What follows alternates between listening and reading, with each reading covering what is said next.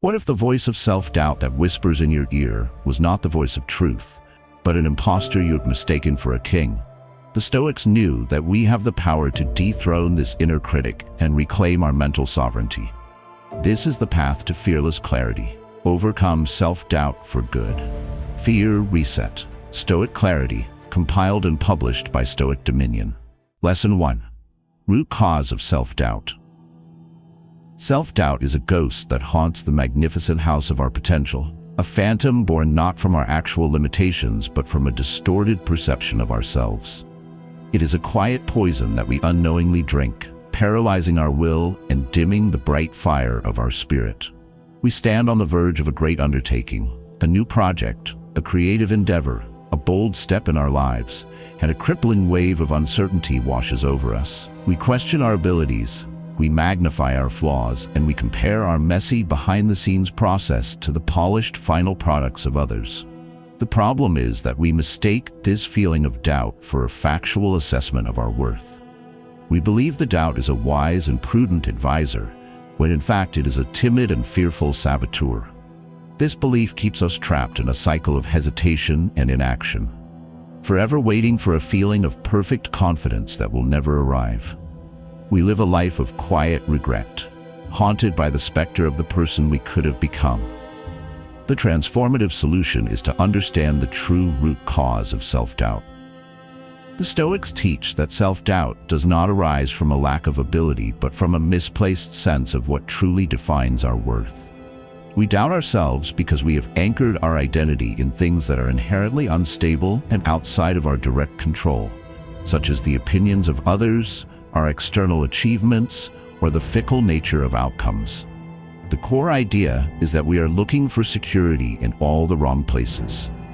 It is like trying to build a house on the shifting sands of a beach. When our self-worth is tied to external validation, we will always feel insecure, because those things can be taken from us at any moment. The Stoic path is to find the unshakable bedrock within. The actionable steps to uncover this root cause require honest self-reflection. First, the next time you feel a surge of self-doubt, ask yourself the piercing question: what am I afraid of losing or failing to gain right now? Is it approval? Is it status? Is it a particular outcome? Second, follow that question with another: is this thing I fear losing truly within my complete control? The answer will almost always be no. Third, begin a journal to track your moments of self-doubt. Look for the pattern. You will see that your doubt is almost always linked to a fear of judgment or a failure to achieve an external result. The benefit of this practice is a profound and liberating revelation. You will see that your self-doubt is not an innate flaw, but a misguided strategy based on a faulty foundation. This understanding is the first and most crucial step to dismantling it for good. Your call to action is to perform this two-question inquiry the very next time you feel doubt. Identify what you are afraid of losing and honestly assess whether it is truly in your control. This is the beginning of your fear reset. Understanding the root of self-doubt is the first step. But how do we distinguish its deceitful voice from the voice of our own inner wisdom? Our next lesson will teach you to tell the difference between the inner critic and the voice of inner truth. If you are ready to build your foundation on solid rock, please like this video. Lesson 2. Inner critic versus inner truth. Within every mind, two voices are constantly speaking. One is the loud, anxious, and judgmental voice of the inner critic, and the other is the quiet, calm, and steady voice of inner truth. The art of a peaceful life is learning to discern which voice to heed and which to ignore. We are constantly barraged by an internal monologue that points out our flaws, reminds us of our past failures, and predicts our future doom. This voice feels authoritative, wise, and convincing. We assume it is our voice, a rational assessment of our own limitations. The problem is that we have mistaken the voice of our conditioned fear for the voice of reason. The inner critic is not a truth teller, it is a fearmonger. Its sole purpose is to keep us safe by keeping us small. It uses shame, comparison, and harsh judgment as its tools. Listening to this voice is like taking navigation advice from a person who has never left their own house. It guarantees we will stay stuck.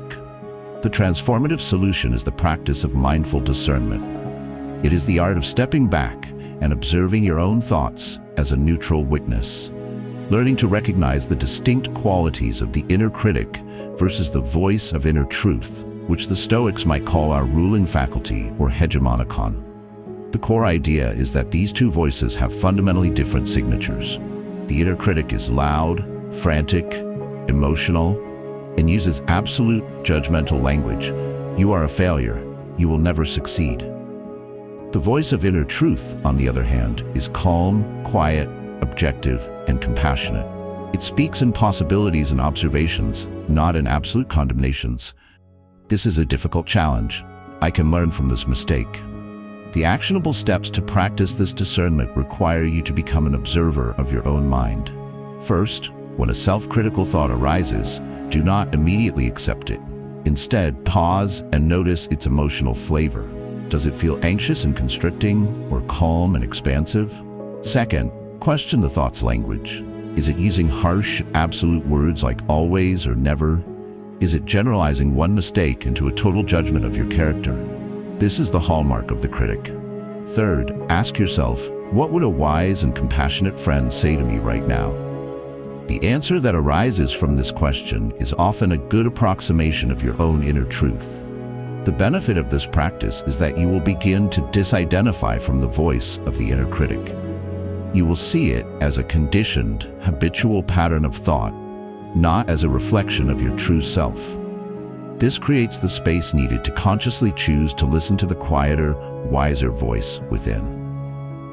Your motivational practice is to personify your inner critic. Give it a name, maybe even a silly one. The next time it starts speaking, greet it by name. Thank you for sharing, critic's name, but I'm going to listen to a different voice today. This creates immediate and powerful distance. The inner critic often triggers intense emotional reactions. Our next lesson will explore these emotional triggers and the appropriate Stoic response. If you are ready to quiet your inner critic, subscribe to Stoic Dominion. Lesson 3. Emotional Triggers and Stoic Response. The voice of the inner critic is the spark, but our own emotional reaction is the explosive fuel that gives self-doubt its devastating power.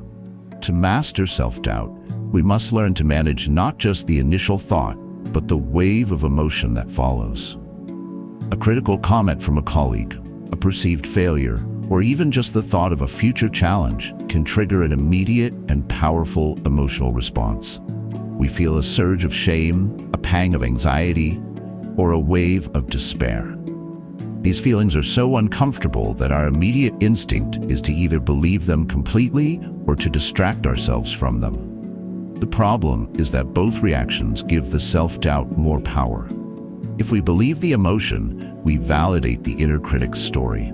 If we distract ourselves, the emotion simply goes underground, where it continues to influence our behavior from the shadows. We remain caught in a reactive loop, where a critical thought triggers a painful emotion, which in turn proves the critical thought was right. The transformative solution is to apply the Stoic practice of emotional observation and non-reaction. It is the discipline of allowing the painful emotion to arise and pass through you without letting it dictate your beliefs or actions. It is the art of creating a calm space between the feeling and your interpretation of it. The core Stoic wisdom is that feelings are just feelings. They are not facts. An emotion is a raw sensation in the body, a transient wave of energy. It is our judgment about the feeling that causes our suffering. When we can observe the sensation of shame or fear with a calm, accepting, and non-judgmental awareness, it loses its power to control us. We are the sky, and the emotion is just a passing cloud. The actionable steps require you to become an emotional scientist. First, when an emotional trigger occurs, your first job is to pause. Do not react. Second, turn your attention inward and locate the raw physical sensation of the emotion in your body. Is it a tightness in your chest? A pit in your stomach? A flush of heat in your face? Observe it as a pure physical sensation. Third, breathe into that sensation. Imagine you are creating space around it, allowing it to exist without needing it to go away. Silently tell yourself, it is okay to feel this for a moment. The benefit of this practice is that you will break the reactive cycle. The painful emotions will begin to lose their charge. You will develop a deep and unshakable emotional resilience, knowing that you can handle the discomfort of any feeling without being overwhelmed by it. This is the foundation of true emotional mastery. Your practice for this week is to identify one common emotional trigger for your self-doubt. The next time it occurs, commit to practicing this 3-step Stoic response. Your only goal is to observe the feeling without reacting for just 60 seconds. The inner critic and its emotional triggers create a false narrative about who we are. Our next lesson will explore how to build a new identity, one that exists beyond our fearful thinking. Lesson 4. Identity beyond fearful thinking. We are not the fearful thoughts that drift through our minds, nor are we the fleeting emotions they ignite. We are the silent, spacious, and unshakable consciousness that observes it all. To overcome self-doubt for good, we must learn to anchor our identity in this unchanging awareness, not in the turbulent weather of our thoughts. We often build our sense of self, our very identity, upon the foundation of our thoughts and feelings. We think, I am an anxious person, or I am not a confident person. Because we experience anxious thoughts and unconfident feelings, we mistake the content of our minds for the essence of our being. The problem with this is that it creates a prison of identity. If you believe you are your self-doubt, then you are powerless to change it. You are simply living out the script of a flawed character. This case of mistaken identity is the deepest and most stubborn root of chronic self-doubt. The transformative solution is a profound shift in identification. It is the Stoic and contemplative practice of disidentifying from the contents of your consciousness and re-identifying with consciousness itself. It is the realization that you are not the thoughts, but the thinker of the thoughts. You are not the feelings, but the feeler of the feelings. The core idea is that there is a part of you, your core awareness, your ruling faculty, that is always calm, whole, and untouched by the drama of the mind. This is the true you. The thoughts, the fears, the doubts, these are transient events that pass through you, but they are not you. Cultivating the ability to rest in this core awareness is the ultimate antidote to self-doubt. Imagine you are the deep, quiet ocean, and your thoughts and feelings are the waves on the surface. The waves can be turbulent and chaotic, but your essential nature as the deep ocean remains undisturbed. The actionable steps to cultivating this new identity are practices of mindful awareness. First, throughout your day, practice asking yourself, who is aware of this thought, or who is noticing this feeling? This question immediately shifts your perspective from being in the thought to being the observer of the thought. Second, practice noting. When a thought of self-doubt arises, simply label it in your mind as doubting thought or just thinking. This act of labeling creates a clear separation. Third, spend a few minutes each day simply resting as the observer, watching the flow of thoughts and sensations without getting caught up in them. The benefit of this practice is a profound and lasting liberation. You will no longer be a victim of your own mind. You will find a source of peace and stability within you that is independent of your changing thoughts and feelings. Your sense of self will shift from something fragile and reactive to something strong and unshakable. Your practice is to try the noting technique. For the next 2 days, every time you catch a thought of self-doubt, gently and without judgment, label it in your mind. Doubting. Observe how this simple act changes your relationship to the thought. To build this new identity, we need a new foundation. Our next lesson will teach you how to anchor your self-worth in your values, not your feelings. If this lesson has opened up a new possibility for you, please share your thoughts in the comments. Lesson 5. Anchoring self-worth in values. If your self-worth is a ship, to anchor it in the harbor of external outcomes is to condemn it to be tossed by every storm. The only truly safe harbor, the only anchor that will hold in any weather, is a deep and unwavering commitment to your own chosen values. The primary engine of self-doubt is the belief that our worth is contingent on our performance. We believe we are good or worthy only when we succeed, when we are praised, when we avoid mistakes, and when we achieve our goals. This creates a constant, gnawing anxiety. The problem is that outcomes are fundamentally outside of our complete control. The economy can change, people can be fickle, luck can play a role. When our self-worth is tied to these external variables, we are living in a state of perpetual insecurity. Every new challenge becomes a referendum on our fundamental value as a person, a terrifying prospect that naturally breeds immense self-doubt. The transformative solution is to consciously and deliberately unhook your self-worth from external outcomes and re-anchor it in your internal character and values. It is the Stoic discipline of choosing to define your worth not by what you achieve, but by the integrity of your effort and the virtue of your intentions. The core idea is that the world of results is unpredictable, but the world of your own actions and intentions is entirely within your control. You can choose to be a person of honesty, courage, perseverance, and compassion, regardless of whether those qualities lead to a specific external success. The Stoic finds their self-worth in the quality of their aim, like the master archer, not in whether the arrow hits the bullseye, which can be affected by a sudden gust of wind. The actionable steps require a radical shift in your personal scorecard. First, you must explicitly define your core values. Choose 3 to 5 words that represent the person you most want to be. For example, integrity, courage, kindness. Second, at the beginning of each day, set an intention to embody one of these values. Your goal for the day is not to achieve something, but to be something. Third, at the end of the day, review your success based on this new metric. Ask not, did I win, but did I act with integrity? Did I try my best? Did I embody my values? The benefit of this practice is the development of an unshakable and resilient sense of self-worth. It is a quiet confidence that is not dependent on the applause of the crowd or the spoils of victory. You will be free to take on great challenges without the crippling fear that failure will diminish you. Your doubt will wither because your worth will no longer be on the line. Your practice is to define your 3 core values today. Write them down. For the next week, use the 3rd step, the evening review, as your primary measure of a successful day. This is how you build a truly secure sense of self.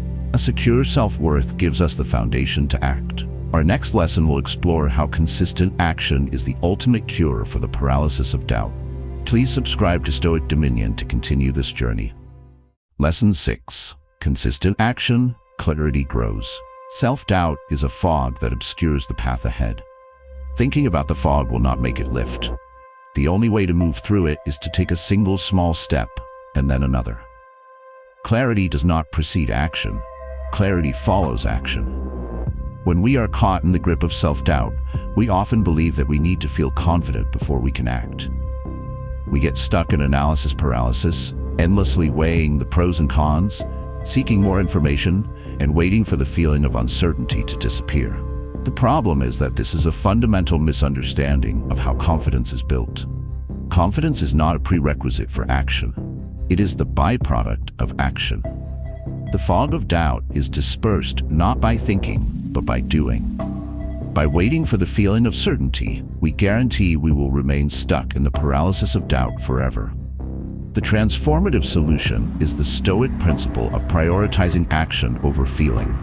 It is the courageous discipline of taking small, consistent, and imperfect action, even when you are filled with doubt and fear. It is the understanding that motion creates clarity. The core idea is that every small action you take is a vote for your new identity as a capable and courageous person. Each step, no matter how tiny, provides you with real-world feedback and builds a mountain of evidence that contradicts the voice of the inner critic. The inner critic thrives in the realm of speculation. Action grounds you in the world of reality, where you often discover you are far more capable than you believed. Imagine you are lost in a thick forest. You cannot see the entire path out. You can only see the ground for the next step. The only strategy is to take that one step, which will then reveal the next place to put your foot. The actionable steps are designed to break the cycle of inaction. First, identify the overwhelming project or goal that is causing you doubt. Now, break it down into the smallest, most laughably simple first step possible. Second, commit to taking only that one small step without worrying about the rest of the journey. Give yourself permission to do it imperfectly. The goal is simply to start moving. Third, after you have taken the step, acknowledge the victory. You have overcome the resistance of doubt. This builds positive momentum. The benefit of this practice is that you will break free from the prison of analysis paralysis. You will discover that action is the most powerful antidote to doubt.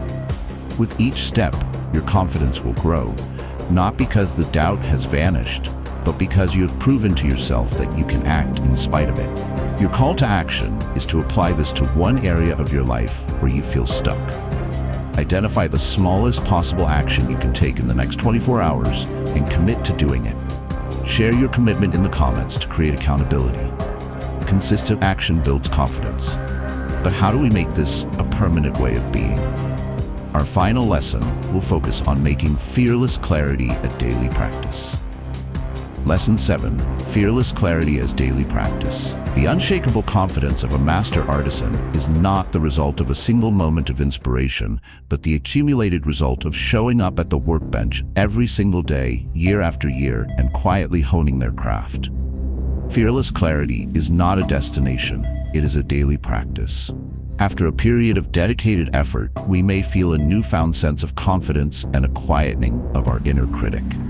The danger is to then become complacent, to believe that we have solved the problem of self-doubt for good, and can now abandon the very practices that brought us this peace. The problem is that self-doubt is a deeply ingrained mental habit, like a river that has carved a deep channel in our minds over many years. If we stop our daily practices, the river of our thoughts will naturally flow back into that old, familiar channel. Confidence and clarity are not permanent states. They are the result of ongoing mental and spiritual hygiene. The final and most important transformative solution is the commitment to fearless clarity as a lifelong daily practice. It is the humble and wise recognition that maintaining our inner strength requires the same consistent effort as maintaining our physical strength. It is about embracing the journey of self-mastery as a marathon, not a sprint. The core Stoic idea is that we are what we repeatedly do. Excellence, then, is not an act, but a habit. A life free from the tyranny of self-doubt is not built on a single heroic victory, but on 1,000 small daily choices. The choice to observe your thoughts, to anchor in your values, and to act despite your fear. This daily commitment is what transforms philosophical concepts into lived reality. The actionable steps are about creating a sustainable system for your ongoing practice. First, create a simple Stoic morning ritual. It could be just 5 minutes of reviewing your values and setting an intention for the day. Second, practice evening reflection. Before bed, take 2 minutes to acknowledge one action you took that day that was aligned with your values, and one instance where you successfully observed your inner critic without believing it. Third, find a community or a source of ongoing learning, like this channel, to keep these ideas fresh and to remind you that you are not on this path alone. The benefit of this lifelong commitment is that you will build a character of profound depth and resilience. You will not be immune to doubt, but you will have such a well-honed set of tools and such a strong inner foundation that it will no longer have the power to stop you. You will live with a quiet, unshakable confidence that comes from knowing you are the master of your own mind. Your final call to action is to design your simple 5-minute morning ritual today. What 1 or 2 practices will you commit to each morning to start your day with fearless clarity? This is your commitment to yourself and to a life of ever-growing strength. You now have the 7 lessons to overcome self-doubt for good. Which one will you put into practice first? Let us know in the comments. Today we have dismantled self-doubt, revealing its roots in a faulty foundation and its voice as a fearful imposter. By anchoring our worth in our values, observing our thoughts without belief, and taking consistent, courageous action, we achieve a state of fearless clarity and reclaim our inner power. Thank you for joining us on this journey of self-mastery. If you found value in this guide, please like, comment with your insights, and subscribe to Stoic Dominion to continue forging your path to an unshakable life.